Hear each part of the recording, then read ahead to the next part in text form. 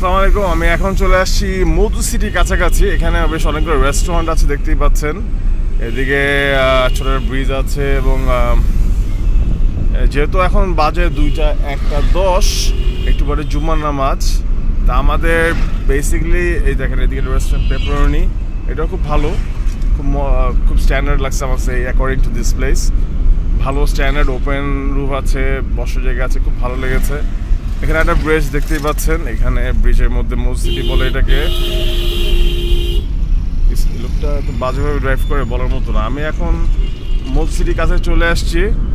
এটা মধু সিটি, হাতের ডানে দেখতেই পাচ্ছেন মধু সিটি ফুড কোর্ট। এখানে গ্রিন বেল রেস্টুরেন্ট, এর ওপেন এর খুবই সুন্দর, আমি অনেকবারই এসেছি।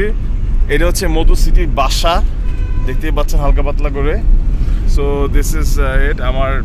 আমি বহুতবার আসছি, আমি আপনাদেরকে দেখানোর জন্য এই এতটুকু ভিডিওটা করেছি। আশা করি আপনাদের আমার ভিডিও ভালো লেগেছে। আমার ভিডিও ভালো লাগলে লাইক শেয়ার কমেন্ট দিবেন প্লিজ।